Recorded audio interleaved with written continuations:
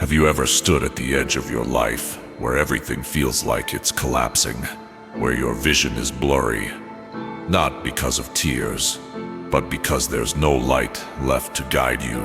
That's the darkness I'm talking about. The kind that isn't just outside of you, but inside.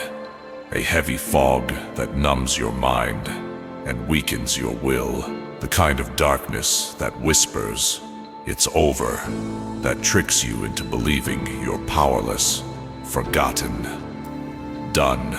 But here's the truth. Most people won't tell you. It's in that exact moment, that exact darkness, where hope begins to matter more than anything. Not blind optimism, not wishful thinking, but strategic, fierce, calculated hope. Hope is not some soft emotion reserved for the weak. It's a warrior's weapon. It's forged in suffering, shaped by pain, and wielded by those who refuse to be broken. That's what this journey is about. Not pretending that life is fair, not painting over your scars, but learning how to use them.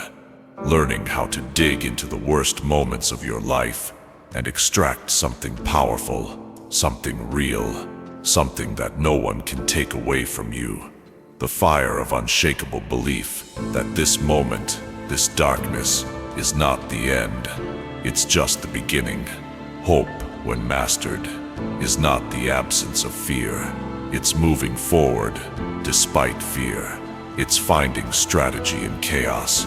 It's converting despair into clarity, and clarity into action. That's not magic. That's mastery. That's shadow mastery. Let me ask you something. What if your darkness wasn't here to break you, but to train you? What if the pain was not punishment, but preparation? The world tells us to avoid the dark, but the truly powerful, the ones who rise above, who dominate their field, who achieve the impossible, they don't run from the darkness. They go in, armed with hope, and come back stronger, sharper, and unbreakable. In the next 30 minutes, I'm not going to give you fluffy quotes or empty affirmations. I'm going to show you step by step how to master the shadows, how to keep hope alive when the world tries to snuff it out, and how to turn every moment of adversity into your personal fuel for dominance. We'll talk about the real mechanics of hope, the kind you can build, practice, strengthen like a muscle. We'll explore how to shift your mindset when life hits rock bottom, how to train your brain to see opportunity through pain, how to set strategic goals even when you're drowning, and how to lead yourself through storms when no one else is coming to save you. This is not just about motivation, it's about mastery. You're not just going to survive the darkness, you're going to own it, and through that you will find the light, not outside of you, but within you. Let's begin. There's a moment in everyone's life when you hit rock bottom. It could be a job loss, a betrayal, a diagnosis, a phone call that shatters your world. And in that moment, it feels like the universe itself is against you. The lights go out, the noise dies down, and you're left alone with your thoughts, your fears, and a storm of emotions you can't even name. But listen carefully, hitting rock bottom is not the end. It's the turning point.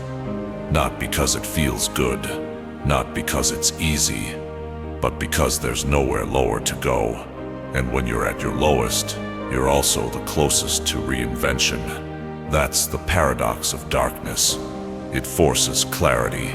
You begin to see who your real friends are. You realize what actually matters.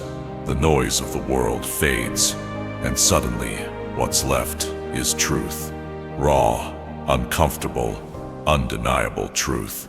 This is where the work begins. You don't start rising by getting a motivational quote or watching an inspiring video. You start by telling yourself the brutal truth. This is where I am. This is what happened. And this is what I'm going to do about it. Let me tell you a story. A man named John had built his dream business over 10 years. Blood, sweat, sacrifice. He gave it everything. Then COVID hit. Clients pulled out. Revenue vanished. He lost everything. And one night, he sat in his car, staring at the steering wheel, too ashamed to go home to his kids and admit that he'd failed. But he didn't stay in that car. He turned on the light. He took out a notepad, and he wrote just one sentence. I refuse to let this be the end of my story. That one sentence became a plan. That plan became action. And 3 years later, he's now running a company 5 times larger than the first one, because the failure didn't break him.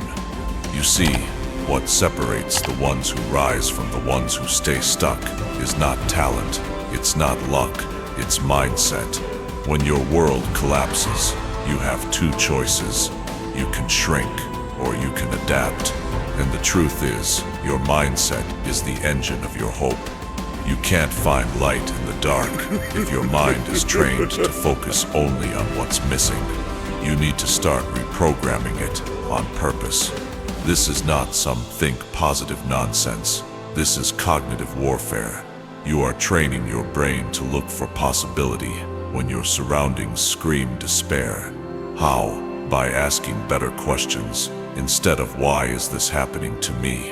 Ask what can I learn from this? Instead of who's to blame, ask what do I control right now? Instead of will I make it, ask how do I prepare to win? The quality of your questions determines the direction of your thoughts, and your thoughts shape your actions. That is shadow mastery in its earliest form, taking mental control in chaos. Don't wait to feel better. Don't wait for the pain to go away. Start thinking like the version of you who survives this, dominates this, because hope doesn't wait. Hope is forged when you choose to look at your pain and say, you will not define me, you will train me. Let that be the new belief you carry. Pain is a powerful teacher, but only if you listen. Most people don't. Most people run from it. They numb it with distractions. They drown it in noise. They pretend it's not there, hoping that if they ignore it long enough, it'll disappear. But here's the truth. Pain ignored becomes poison. Pain processed becomes power. Let me say that again, because your future depends on it. If you avoid your pain, it will consume you. If you face it, it will transform you. Your brain, right now, is a battlefield, and the enemy is your default programming. The programming that says, stay safe, don't take risks, avoid discomfort. It was designed to keep you alive, not to help you grow. But growth doesn't happen in safety. It happens in the furnace of discomfort. This is where neuroplasticity comes in. Simply put, your brain is not fixed. It adapts to what you train it to do. The problem is, most of us are training our brains unconsciously to fear, to overthink, to avoid. But imagine if you trained your brain to do the opposite, to hunt for opportunity inside the pain. Let me give you a real example. There's a woman named Mia. She was hit with a divorce, job loss, and a health scare, all within the same year. Her instinct: hide, break down, blame life. But she made a different choice. Every morning, she asked herself one question: what is this pain trying to teach me today? She began journaling, reading, meditating. She started a small blog just to process her emotions. That blog eventually grew into a coaching business. That coaching business now helps thousands of women rise from rock bottom. She used her pain as a compass, not a curse. That's what I mean by training your brain to see opportunity through pain. You don't need to have it all figured out. You just need to start asking better questions and taking one action a day based on those answers. Here's a simple framework to get started. 1. Acknowledge the pain. Don't suppress it. Say it out loud. Write it down. Name it. You can't transform what you refuse to confront. 2. Ask, what is one thing this pain is trying to show me? There's always a lesson about yourself, your limits, your values, or your relationships. 3. Shift your focus from why to what. Now, why did this happen? Leads to victimhood. What now leads to vision. 4. Take one micro action each day. One small decision that aligns with the person you want to become. That's how momentum is built, not overnight, but over time. Pain is not just something to survive, it's something to use. The strongest minds in the world were not formed by comfort. They were tempered by fire. And when you learn to reframe pain as feedback, not failure, you become unstoppable. Remember, hope is not passive. It's not waiting for the storm to pass. It's learning how to dance in the middle of the storm with a mind trained to find the next move. That's shadow mastery. When you're drowning in adversity, setting goals might be the last thing on your mind. Why bother planning for the future when you can't even see past today? But here's the truth. You don't rise by chance. You rise by choice. And choice requires direction, even in your darkest hour. Especially in your darkest hour, you need something to aim for. Not because it solves everything, but because it gives you a reason to move. And sometimes, that's all you need to start changing your life. A reason. Think about this. When a ship is lost at sea in a storm, what's the first thing the captain does? He doesn't panic. He finds true north. Because once you know where north is, you can navigate even through chaos. That's what goals are in times of darkness. Your true north. But not just any goals. Strategic goals, not vague wishes like I want to be happy or I want to feel better. Strategic goals are precise. They're rooted in action. And most importantly, they're tied to who you want to become, not just what you want to achieve. Here's the 3-step formula I teach to clients who feel completely lost.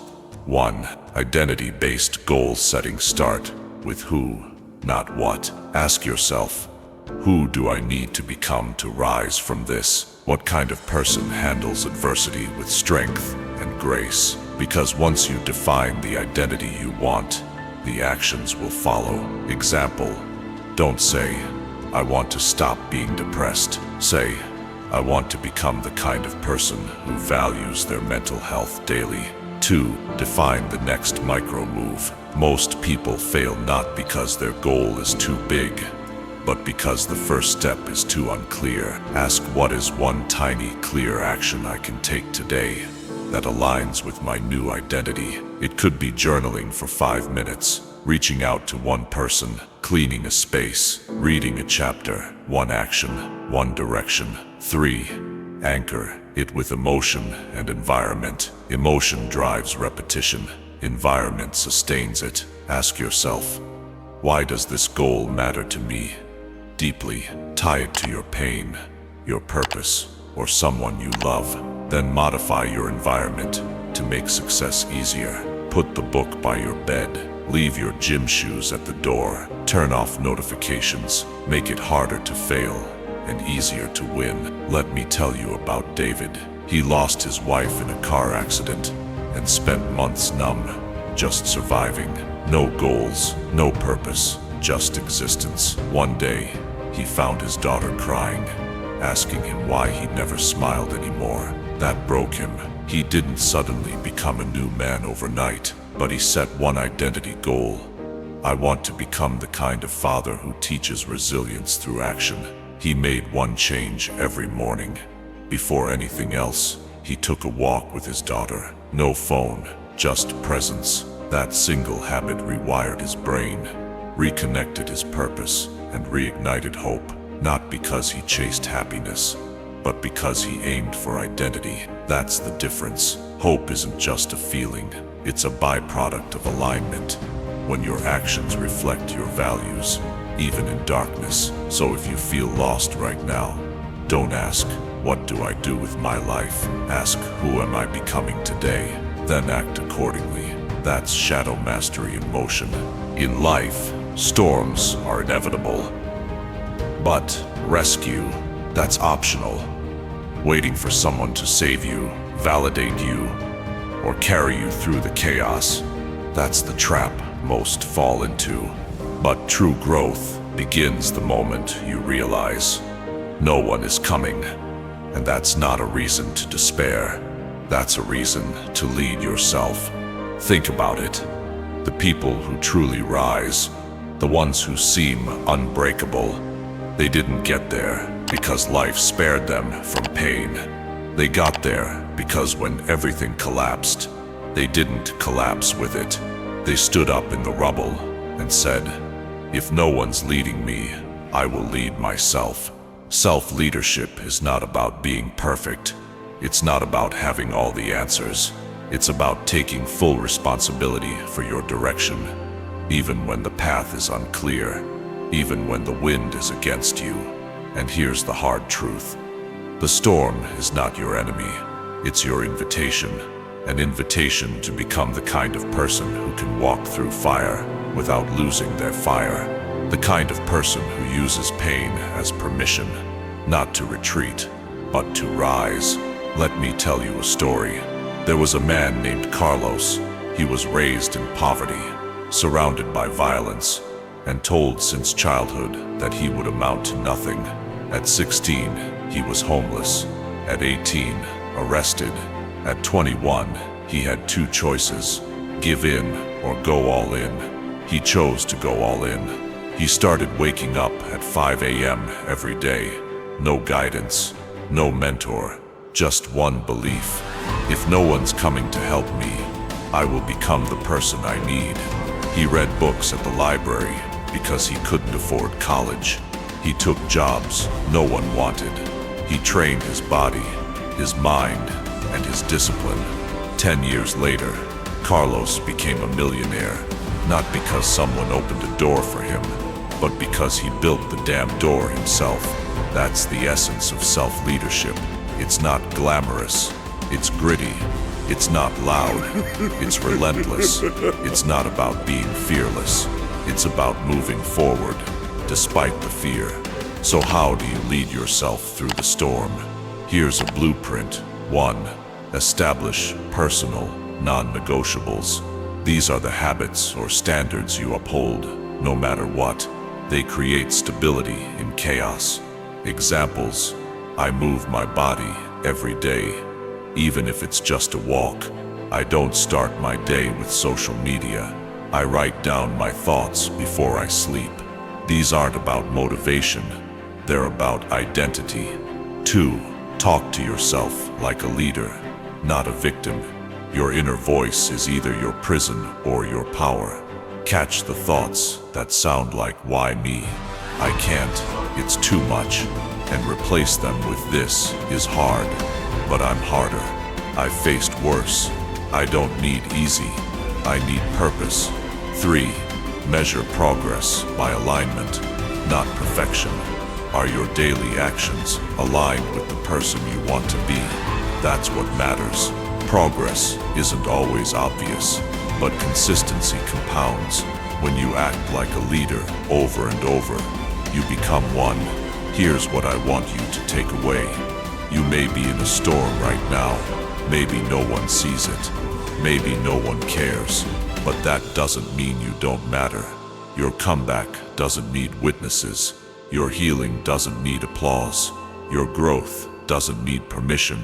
All it needs is a decision to show up anyway, to fight anyway, to lead anyway. Because in the absence of external leadership, your internal leadership becomes everything. And that's when you stop surviving the storm and start mastering it.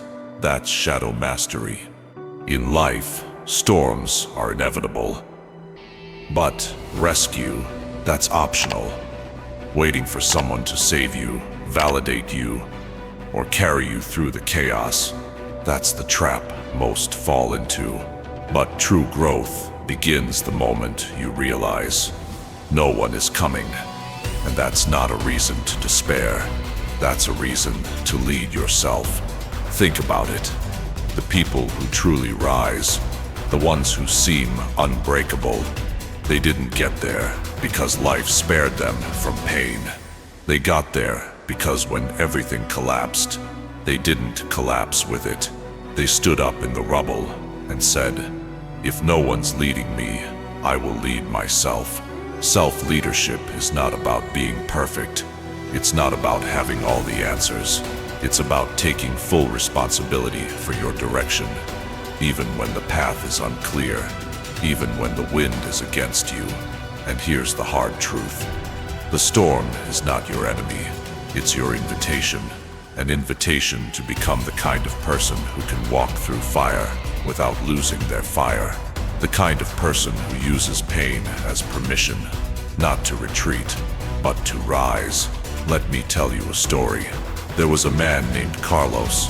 He was raised in poverty, surrounded by violence, and told since childhood that he would amount to nothing. At 16, he was homeless. At 18, arrested. At 21, he had two choices: give in or go all in. He chose to go all in. He started waking up at 5 a.m. every day. No guidance, no mentor, just one belief. If no one's coming to help me, I will become the person I need. He read books at the library because he couldn't afford college. He took jobs no one wanted. He trained his body, his mind, and his discipline. 10 years later, Carlos became a millionaire, not because someone opened a door for him, but because he built the damn door himself. That's the essence of self-leadership. It's not glamorous. It's gritty. It's not loud. It's relentless. It's not about being fearless. It's about moving forward, despite the fear. So how do you lead yourself through the storm? Here's a blueprint. 1. Establish personal non-negotiables. These are the habits or standards you uphold, no matter what. They create stability in chaos. Examples: I move my body every day, even if it's just a walk. I don't start my day with social media. I write down my thoughts before I sleep. These aren't about motivation, they're about identity. 2. Talk to yourself like a leader, not a victim. Your inner voice is either your prison or your power. Catch the thoughts that sound like, "Why me? I can't. It's too much," and replace them with, "This is hard, but I'm harder. I've faced worse. I don't need easy. I need purpose." 3. Measure progress by alignment, not perfection. Are your daily actions aligned with the person you want to be? That's what matters. Progress isn't always obvious, but consistency compounds. When you act like a leader over and over, you become one. Here's what I want you to take away. You may be in a storm right now. Maybe no one sees it. Maybe no one cares. But that doesn't mean you don't matter. Your comeback doesn't need witnesses. Your healing doesn't need applause. Your growth doesn't need permission. All it needs is a decision to show up anyway, to fight anyway, to lead anyway. Because in the absence of external leadership, your internal leadership becomes everything. And that's when you stop surviving the storm and start mastering it. That's shadow mastery. There's a difference between strength and resilience. Strength is how much you can lift. Resilience is how many times you can get back up. Life doesn't test your strength. It tests your resilience, because no matter how powerful you are, you will be knocked down. That's not a possibility, it's a guarantee. But what separates the average from the unstoppable is what happens after you fall. Resilience is not genetic. It's not magic. It's built brick by brick, day by day, through choices, not chances. And the foundation of resilience, hope with strategy. Let me explain. Hope alone isn't enough. Hope without action turns into fantasy. But when you combine belief with behavior, when you blend vision with execution, that's when hope becomes resilience. Here's how to build that kind of resilience. Step by step. Normalize struggle. Stop acting surprised when life hits hard. It's not unfair. It's life. When you expect ease, struggle breaks you. But when you expect resistance, you face it like a warrior. Normalize failure. Normalize mistakes. They are not detours. They are the path. 2. Document your comebacks. Most people forget how far they've come. So when they're knocked down again, they think it's the first time. Create a resilience record. Every time you survive something, write it down. Every time you bounce back, track it. Every moment you felt weak but acted strong, capture it. Over time, you build a map, a reminder that you've been through worse and survived. 3. Practice micro recoveries. Resilience isn't just about surviving the big hits. It's about recovering quickly from the small ones. Did someone insult you? Take 2 deep breaths. Don't spiral. Did your plan fail? Reflect. Don't overreact.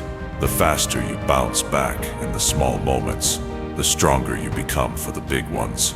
Now let me tell you a story about resilience.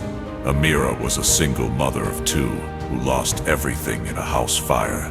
No insurance, no savings, no help. She spent nights sleeping in her car, days fighting tears as she fed her kids cheap instant noodles, and weeks battling shame, fear, and exhaustion.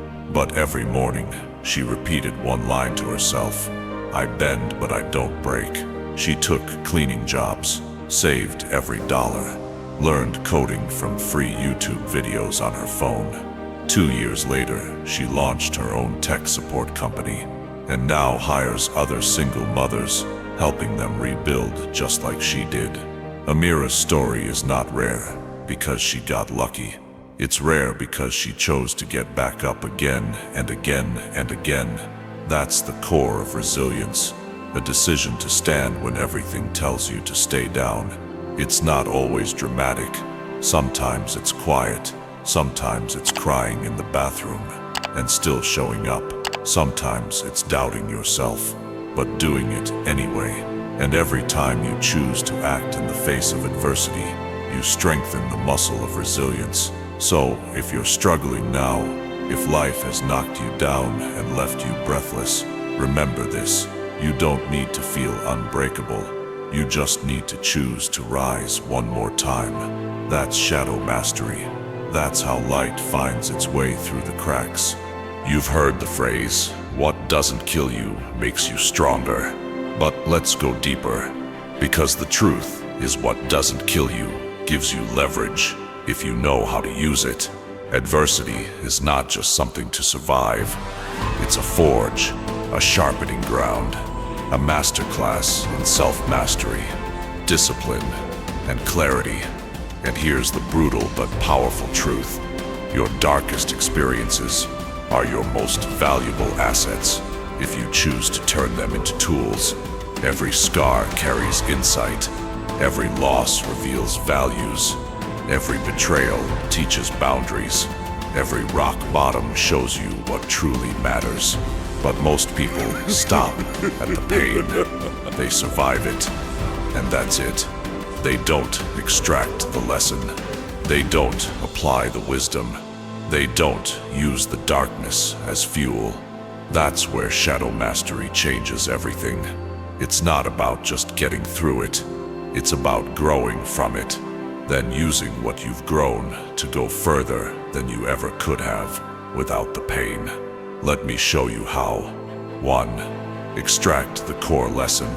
After every failure, heartbreak, or hardship, ask, what did this teach me that success never could? Dig deep. Was it patience, resilience, self-respect, boundaries, strategy, focus? Don't waste the pain. Mine it like gold. 2. Turn the lesson into a framework. Once you have the insight, build a system around it. Example: lost a business, build a framework for risk analysis. Got out of a toxic relationship, create your new personal standards. Recovered from depression, turn your coping mechanisms into daily rituals. That's when adversity becomes advantage, when pain becomes process. 3. Share the wisdom. The final level of transformation is when your story helps someone else, when you turn your pain into power, and that power becomes service. You don't just heal, you lead. And here's the irony: the thing you were once most ashamed of may become the reason someone else doesn't give up. Let me give you an example. Marcus was an ex-convict who spent 6 years in prison. For a long time, he hated his past, hid from it, felt ashamed. But one day, someone asked him, "What if your story could save a younger version of you?" That question changed everything. He started speaking at schools, sharing how he spiraled, where he went wrong, and how he rebuilt. His talks caught fire. He now runs a mentorship program that has helped hundreds of at-risk teens avoid the mistakes he made. His greatest failure became his greatest fuel. That is the art of turning adversity into advantage. It's not about forgetting your darkness. It's about mastering it, about taking the very thing that tried to break you and building an empire on top of it. So, look at your story, your scars, your wounds, and ask yourself, what did this give me that nothing else could? Then build with it, lead with it, rise with it. Your pain isn't a prison, it's a portal. That's shadow mastery. You've walked with me through the storm, through the silence, through the silence, through the chaos, the pain, and the fire.